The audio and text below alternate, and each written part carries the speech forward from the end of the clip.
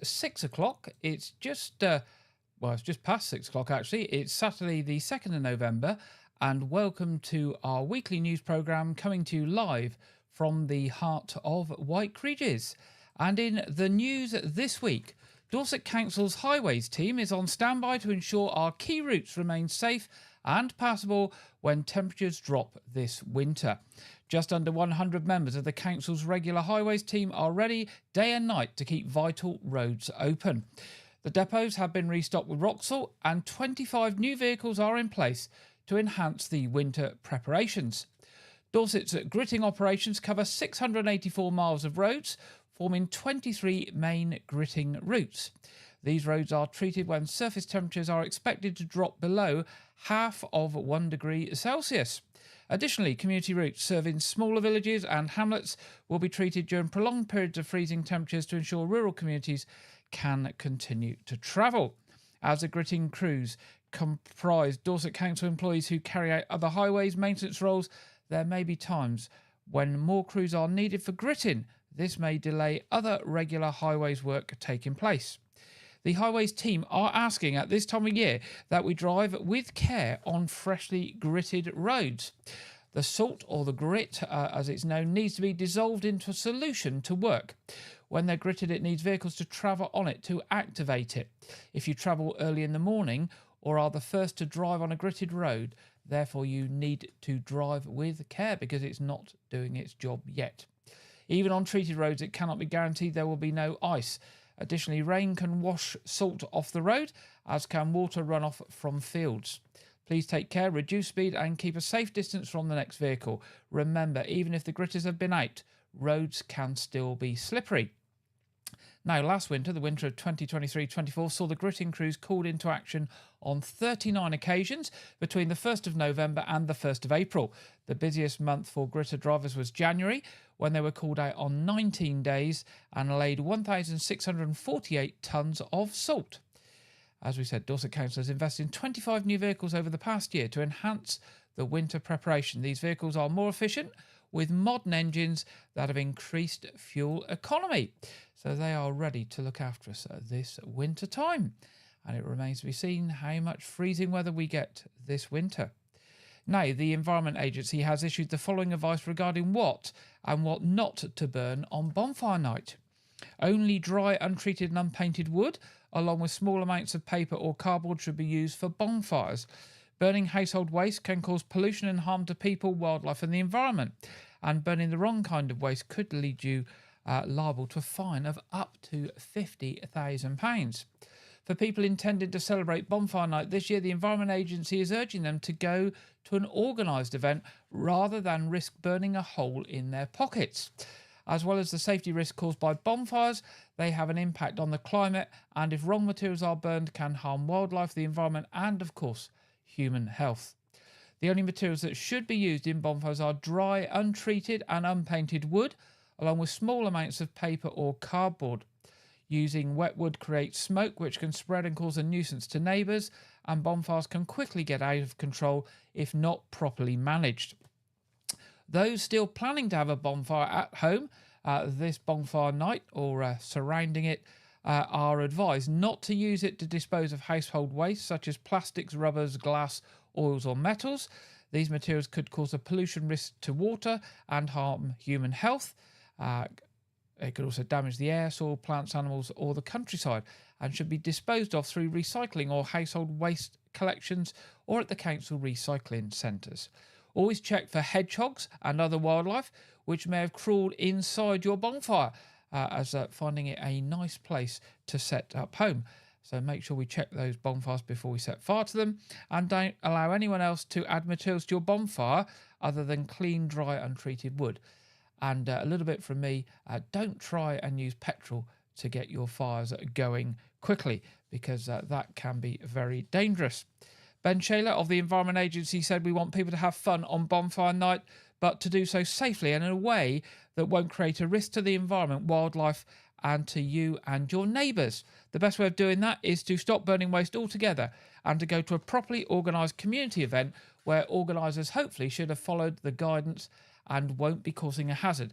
And towards the end of this bulletin, we will give you details of those local events that are coming up across the Weymouth and Portland and surrounding area, so you know where you can go.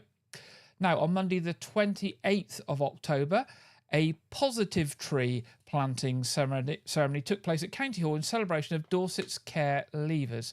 The ceremony was led by the Chair of Dorset Council, Councillor Stella Jones, and attended by Dorset Council's elected members, employees and care-experienced young people. The tree planting ceremony marks 20 years of the National Leaving Care Benchmarking Forum and aims to demonstrate the Council's commitment to seeing care-experienced young people grow and thrive, and the Council growing their local offer to care-experienced young people.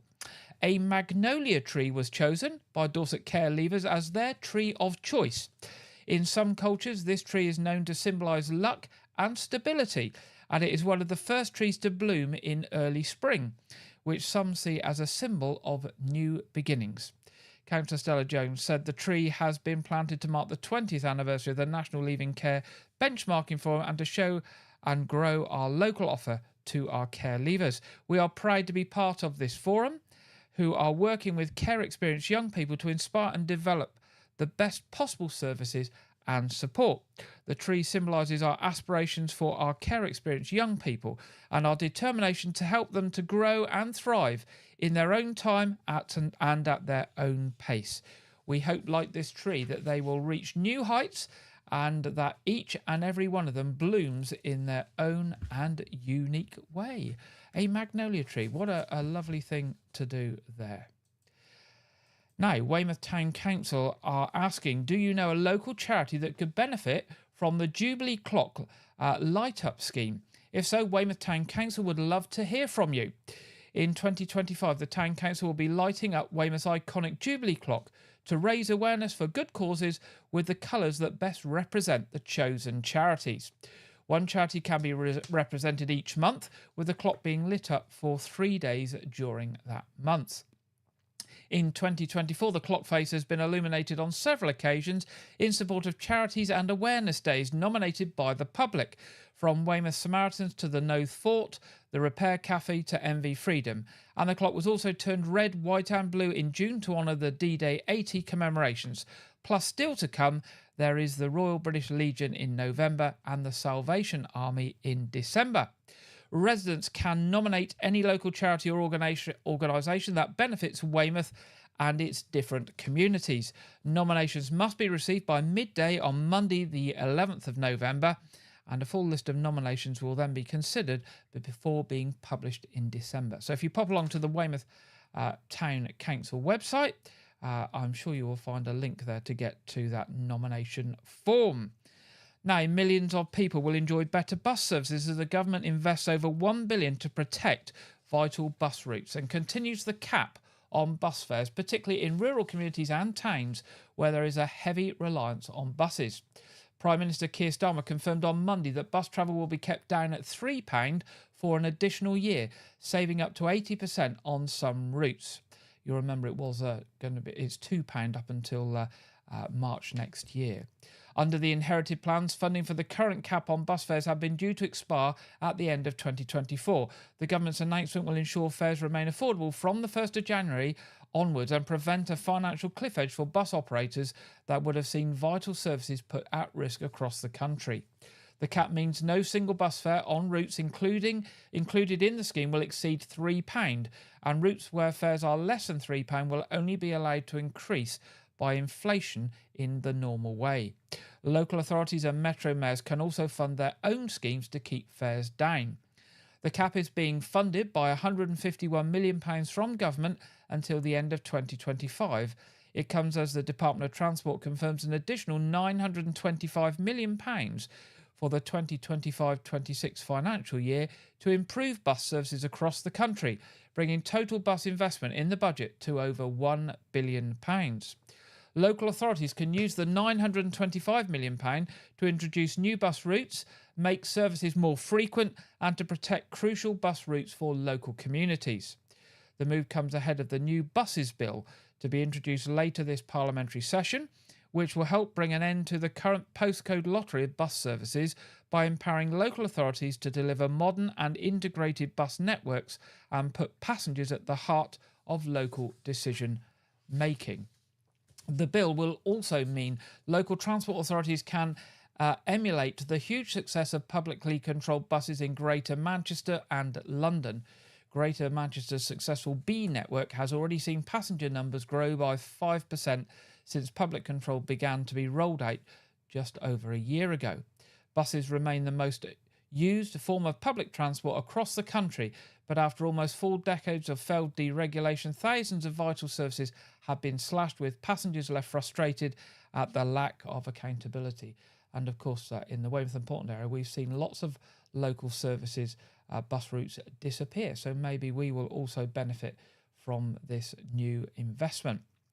Now, officers from Dorset Police are appealing for witnesses or anyone with information to come forward as they investigate an incident where 2 men were assaulted in Weymouth Town Centre. It was reported that around 4 a.m. on Sunday the 27th of October, 2 men aged in their 20s were involved in an altercation with a group of up to 8 people in Western Road. One of the victims sustained a fractured jaw and the other man sustained a cut lip, laceration on his ear and swelling to his forehead. One of the offenders is described as white, 6 feet 2 inches tall and of slender build with short brown hair. Another member of the group is described as white, 5 feet 10 inches tall and of slim build. Detective Constable Megan Matthews of Dorset County CID said, "We are continuing to investigate these assaults and I would urge any witnesses or anyone with information to please contact us." Also, officers from Dorset Police are appealing for witnesses or relevant CCTV or dashcam footage to come forward as they investigate thefts from motor vehicles in Weymouth. Dorset Police received a report shortly after 12 a.m. on Tuesday the 29th of October, a man and a woman breaking into cars in Greenway Road in the Redlands area. It is believed access was gained to 3 vehicles before the suspects were disturbed and they made off in the direction of Greenway Close. Inquiries are ongoing to confirm what was stolen from inside the vehicles. The man involved is described as around 5 feet 8 inches tall and of slim build. He was wearing dark clothing and a bag around his waist. The woman is described as 5 feet 8 inches tall and of larger build. She was wearing a black coat with a hood up and pink and beige tiger print leggings. She also had a bag around her waist. Anyone with any information on either of these incidents or any dash cam or CCTV footage or doorbell footage are asked to contact Dorset Police on 101, or if they wish to give information anonymously via the Crime Stoppers charity on 0800 555 111. Now, starting in mid-January, significant safety improvements will be made at the Maunbury Cross junction in Dorchester. Maunbury Cross is a busy 4-way junction used by many people, including students, parents and carers with children, residents of nearby care homes and bus users, as well as visitors to Dorchester Hospital, Market Leisure Centre and Skate Park. It's that junction just as you go over the bridge, the railway bridge, into the Weymouth end of Dorchester. Coupled with approximately 15,000 vehicles passing through daily, it can be a daunting pedestrian experience, especially for those with limited mobility or vision impairments. The works include incorporating more signal-controlled pedestrian crossing points into the junction on the south of the skate park side, widening of footways and upgrading existing equipment. This will provide a safer and more pleasant experience for people waiting to cross. The current layout consists of narrow footways with little space to pass or wait to cross. There is currently only one controlled crossing point, and this can make it particularly challenging during rush hours when people are commuting to work or school by foot, bike or car. Now, work will include a new layout and upgrade of the existing signalling equipment, and it will also include new controlled pedestrian crossing points on Maunbury Road Eastern Arm, Maunbury Road Western Arm and on Weymouth Avenue Northern Arm, widening and levelling of footways where possible to improve the pedestrian environment, a new section of cycleway and an advanced stop line on the uphill section of Maunbury Road to help cyclists through the junction, relocating of the existing crossing point on the railway bridge and replacing with a new puffing crossing closer to Queen's Avenue. This will provide more footway space for people waiting to cross the road and will be closer to the main route when students walk to and from school. Now, to enable the new crossing location, the northbound bus stop will be moved to the south side of Queen's Avenue Junction with Weymouth Avenue. The work will start in mid-January and will be completed in the spring. Further details will be published nearer the time, and signs will be erected to warn pedestrians and drivers in advance of those works. Dorset Museum and Art Gallery has announced the return of its highly anticipated second-hand book fair, taking place on Saturday the 23rd of November from 10 a.m. to 4 p.m. in the museum's Victorian Hall. This event is a must-visit for book lovers, collectors and bargain hunters alike. Alongside the museum's bookstand, other stallholders have been invited, including the Hardy Society and Nangle Books. Thousands of high-quality books will be available at unbeatable prices, offering a fantastic opportunity to explore a vast range of literary treasures just in time for Christmas. Entry to the fair is completely free, and everyone is welcome to attend. To support the museum's sustainability efforts, visitors are kindly asked to bring their own bags, as the supply of plastic bags will be limited. All proceeds from the Dorset Museum and Art Gallery stands will directly support the ongoing upkeep of the museum and its extensive collections, helping to preserve the rich cultural heritage of Dorset for future generations.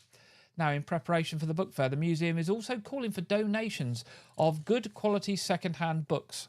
Donations can be dropped off at the museum until Monday the 18th of November. Each contribution is greatly appreciated and will help ensure the continued success of this popular event. Visitors to the book fair are encouraged to explore the museum's gift shop, which will be stocked with the variety of Christmas gifts and seasonal items. It will be the perfect opportunity to pick up a unique holiday present or an early Christmas present while supporting the museum. There we go. That's in November. We'll remind you of that again nearer the time. Now, award-winning Dutch violinist Tim Clippius and his trio celebrate 18 years of touring with their new programme Pictures at an Exhibition, where gypsy jazz and neo-classic meet, together with Nigel Clark on guitar and Roy Percy double bass. The Tim Clippius trio combine jaw-dropping virtuosity and the mesmerising improv with a beautifully varied repertoire sourced from classical music, gypsy jazz and folk.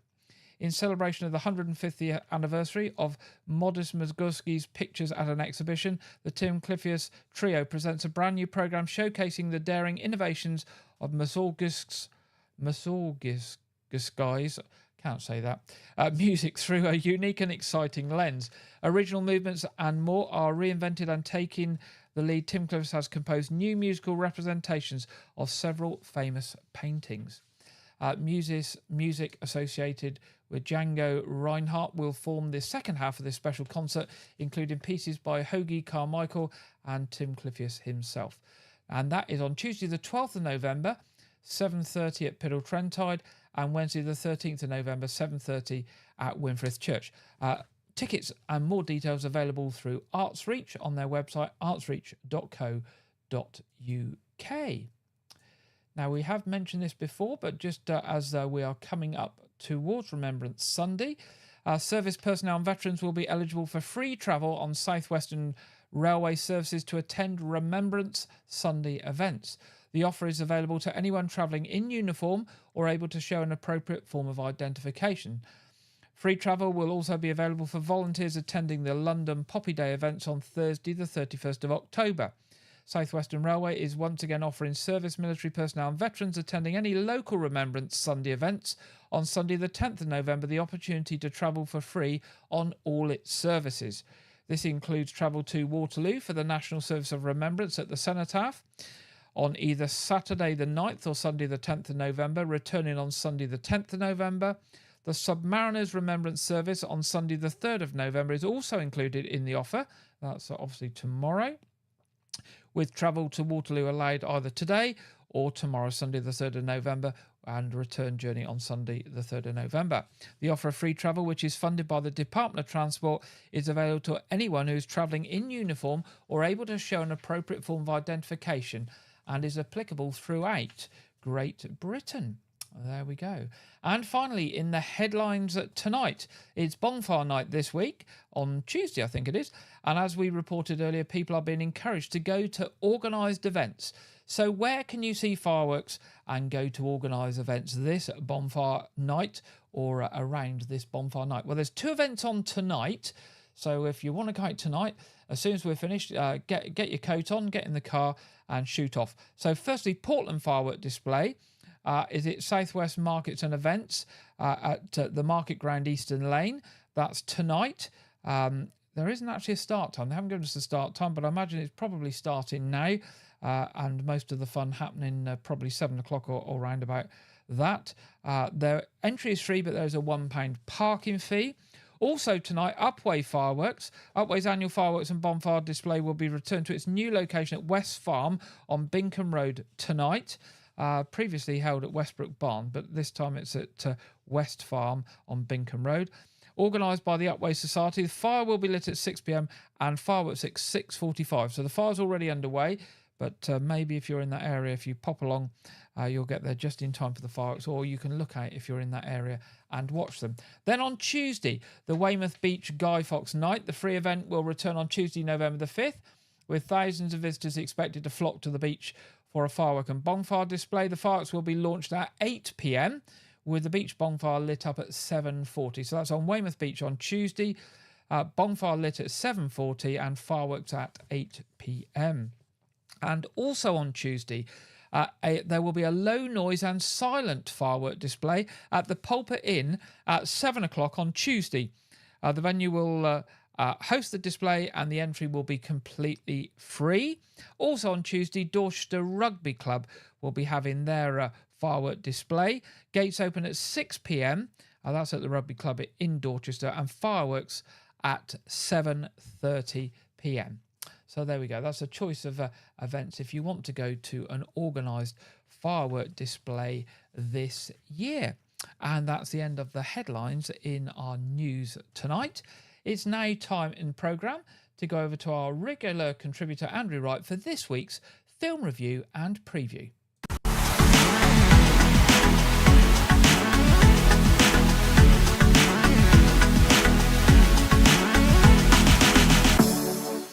Welcome to White Regis TV Film Review and Preview. I'm Andrew Wright.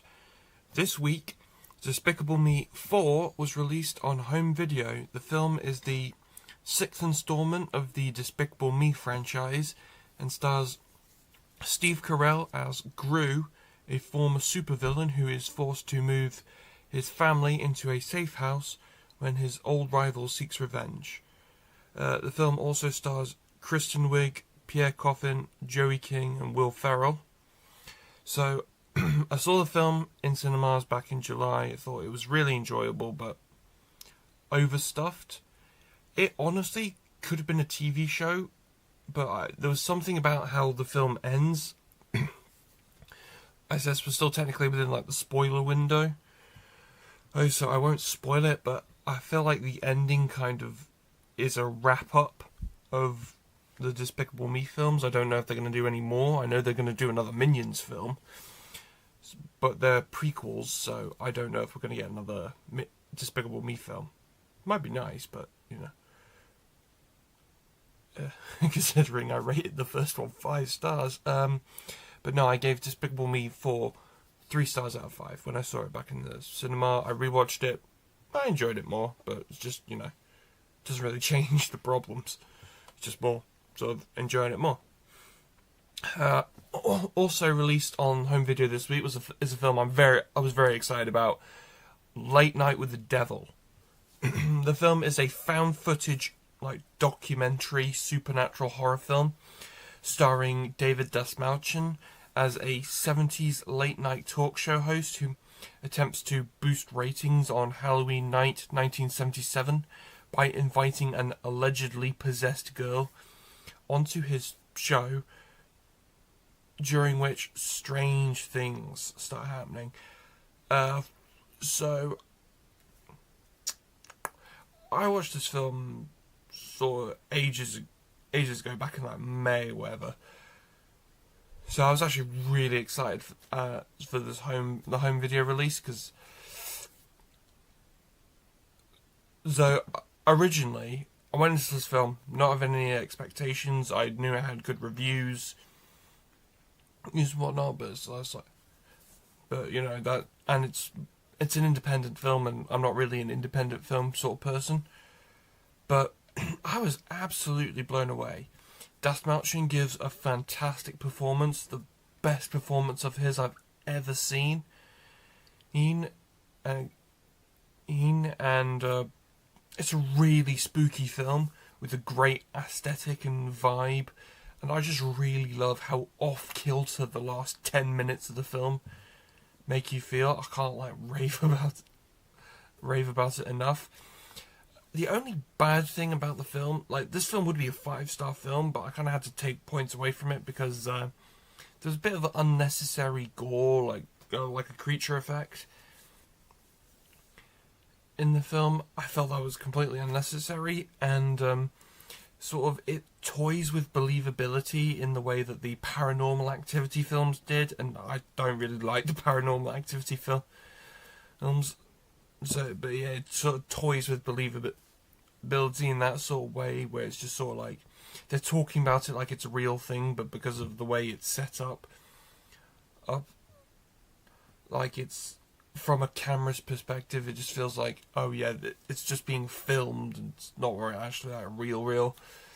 So I gave the film 4.5 stars out of 5. I really loved it, and I know it's past Halloween now, but it's a great spooky Halloween watch. That's all I have for this week, but be sure to check back next week where I will be previewing Red One, the Dwayne Johnson Christmas action film. Now back to Gary in the studio. Thank you very much, Andrew. And we'll be back with Andrew next week to hear about Red One. It's now time in the programme to go over to the Met Office for the Saturday evening weather forecast. And this week we're joined by Jonathan Vautry. Hello there, good evening. Hope you have had a lovely day. Although the main colour on many of our mood boards this weekend is certainly grey. It's quite hard to see the UK from space at the moment. A widespread blanket of cloud covering the vast majority of areas, and this will be staying with us as we head throughout the overnight period. There will be the odd spot of drizzle to just watch out for if you do have any bonfire celebrations, but most of us should manage to stay dry, misty and murky around coastal districts and over the hills as well. But underneath that blanket of cloud, it's going to be holding our temperatures up, so it will be a mild night. Most towns and cities around 10 or 11 degrees Celsius. But you'll notice there for the northeast of Scotland, Aberdeen, certainly chillier here. Underneath the clearer skies that we do have, that will allow temperatures to drop off more so, and some patchy frost is possible for the likes of Aberdeenshire, Murray and Angus as we start off Sunday morning.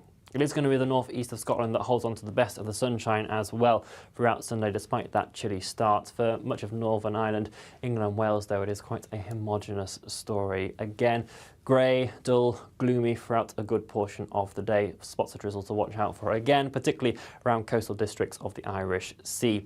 Temperatures will be a degree or so down compared to what we have seen today, many of us between 12 and 14 degrees Celsius, and it will feel quite chilly when you're stuck inside as well due to that lack of sunshine around in places. The high pressure that we've seen this weekend is going to be staying with us into the new working week as well. It will just drift off slightly towards the east and allow more of a southeasterly wind to move its way in. So there could be a slight improvement in brightness levels for the far southeast of England, but also for the likes of Western Wales into Northern Ireland and Western Scotland, potentially on Monday, starting to see a bit more of that sunshine poking through at times. For many others, though, it really is going to be another very grey and drab day, unfortunately. A bit of a breeze across the far southwest, but otherwise winds generally staying light due to that area of high pressure. Temperatures also just continuing their slight downward trends, more of us now around 11 or 12 degrees Celsius. Despite that little trend downwards though, as we head towards the middle part of the week, we are going to see again another slight shift in wind direction. More of a direct southerly, if not a southwesterly, starting to feed its way in from Wednesday onwards, will provide some more milder conditions to move its way in. So temperatures slowly recovering a touch, even a little bit above average by the time we reach the end of the week, but the cloud is likely to remain. We'll have plenty more updates on what to expect over the next few days on our YouTube channel, so do subscribe, and we'll see you again soon. Bye-bye. Thank you very much there, Jonathan, for the weekend weather forecast. And looking at the local weather, Quite mild still down here on the south. Very grey, as Jonathan said on the national forecast. And just the distinct possibility of some rain on Thursday. So mainly dry and grey and mild for the week ahead. Now we go to our What's On section. First of all, we'll start with Weymouth Pavilion, and coming up over the next few weeks. 8th of November, Gareth Malone, Sing Along Gareth. 9th of November, Ben Elton, Authentic Stupidity. 13th to the 16th of November, WOW presents Our House, the Madness Musical. 22nd of November, Fast Love, a tribute to George Michael. 24th of November, The Simon and Garfunkel Story. And 28th of November, Rhythm of the Dance Christmas Special. That's just a small selection of shows on at Weymouth Pavilion, and I do mean it is a small selection of what's on. They have a very packed programme running up to Christmas and into the new year. Pop along to their website, weymouthpavilion.com, where you can see all the shows available and you can book tickets online. Looking next at the Knowth Fort, Saturday the 9th of November is their remembrance installation that we've been telling you about for the last few weeks, so do pop along for that. 30th of November to 1st of December, Christmas Elf Extravaganza at the Fort. 7th to the 8th of December, Steampunk Christmas Market at the Fort. And the 14th of December, Victorian Christmas. Pop along to their website for more information, knowthfort.org.uk. On the 24th of November at Portisham, they will be doing, again, their Candles on the Hill. Once again, the Friends of St Nicholas' unique and enigmatic staging of a large Catherine wheel below St Catherine's Chapel will take place. Thanks go to the dedicated team of helpers who braved the weather last year when almost 500 illuminated bags were on display, bearing memories and messages from villagers, visitors and over 300 school children from 5 schools in the area. So that's 24th of November, where they light up St Catherine's Chapel there on the top of the hill outside Portisham and Abbotsbury. Now, you remember we've told you on the night of the 22nd of November 1824, a storm of unprecedented ferocity hit the Dorset coast, flooding many houses, destroying villages in its path and claiming many lives. Now, 200 years on, Dorset Coast Forum, in collaboration with the Environment Agency and Bournemouth, Christchurch and Poole Council, are having an exhibition, a touring exhibition, The Great Gale of 1824. The exhibition will feature personal stories and accounts from 1824, delves into reasons behind the storm and discusses how we can predict and prepare for possible similar events. Now, it's out on tour at the moment, but it ends up by coming to Portland. And obviously the village of Chisel on Portland was partly demolished by the Hurricane Force storm, and 25 lives were lost there. And on the 21st to the 24th of November, daily 11 a.m. to 4 p.m, that's 21st to the 24th of November, at the Portland Community Venue, 3 yards close at Fortuneswell. The exhibition will be there for 4 days. So that gives you an opportunity to go along and learn about that storm of 1824 and what the Environment Agency do today to actually make sure we don't suffer similar things. Now, looking at church services tomorrow, there's an 8 o'clock communion at All Saints Church. 9:30 is the monthly Cafe Church, family-friendly, more informal worship. And 11 o'clock, a Holy Communion service at St Edmund's Church, Lanehouse.